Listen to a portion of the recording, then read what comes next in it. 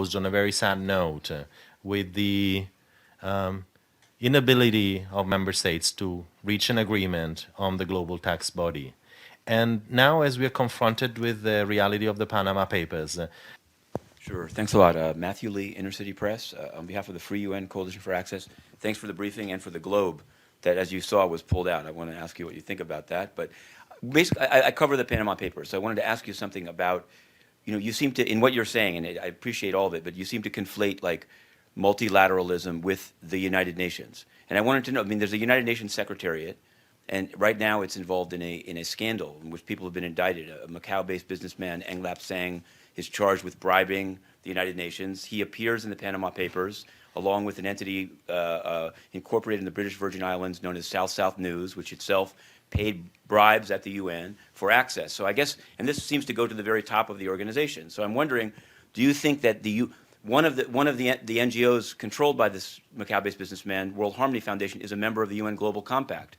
The reason I'm asking all this is to say, do you, as progressives wanting seeing the UN as a platform for a more inclusive dialogue on tax and other matters, do you think that corruption scandal and the penetration by Panama Papers listed companies into the UN Global Compact hurts your cause?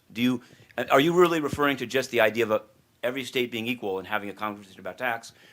Or are you talking about the UN Secretariat with all the things that I've described? That's a kind of a thematic question. And then, two, what do you think of the globe being pulled off stage? Thanks.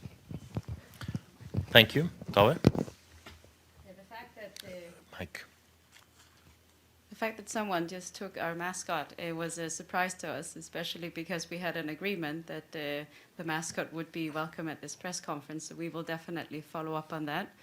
I will insist that if the mascot was not allowed to be here throughout the press conference, I hope we'll be given another opportunity to have a press conference. Maybe you can attend the noon briefing.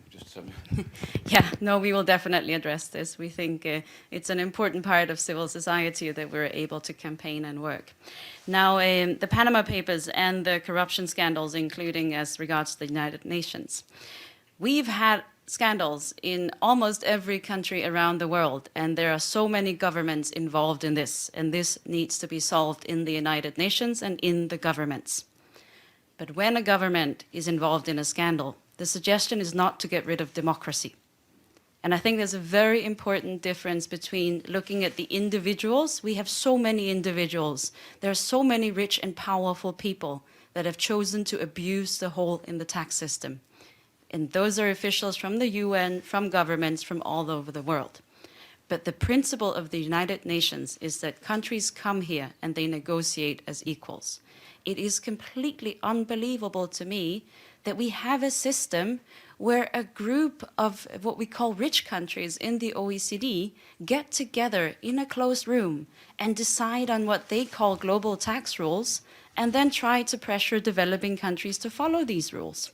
This is extremely undemocratic, and I do not believe that we see developed countries that call themselves democratic sit and defend the fact that more than 100 developing countries should be excluded when global tax standards are being decided. So what we are insisting on is the fact that if you want global tax rules, you do it in a body where all countries are equal and all countries can participate.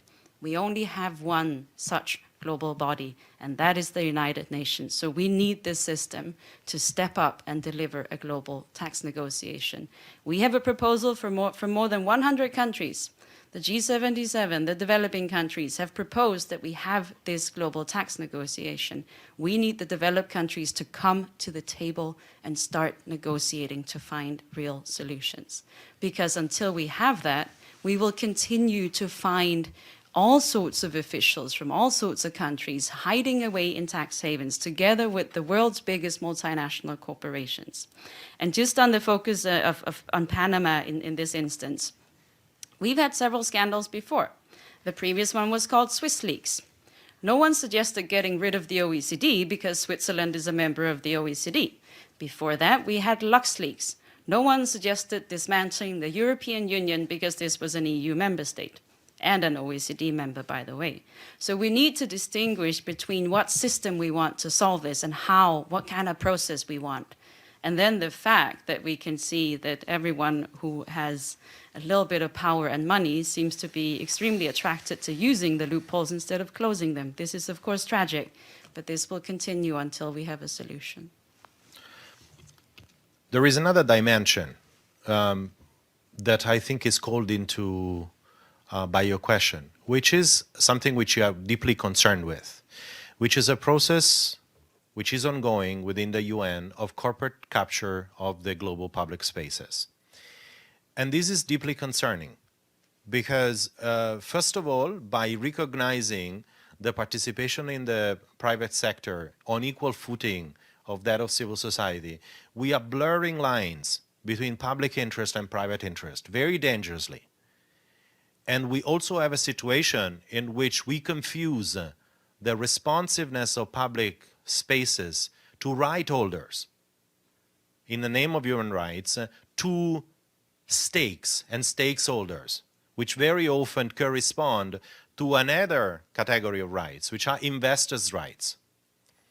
And we see the emergence, thanks to that corporate capture, of a paradigm and a normative hierarchy between investors' rights and commercially framed rights over human rights. Interestingly, that corporate capture is also increasingly being consolidated in these emerging multi-stakeholder platforms that from purely spaces for dialogue, there are increasingly becoming spaces in which decisions are taken, in which member states join in as one among many with multinational corporations. And this is something which is deeply concerning. It's interesting also to see that these multi-stakeholder spaces become the primary proponents of public-private partnerships against any evidence that they actually act in the public interest. So there is also this other dimension, I think, to that.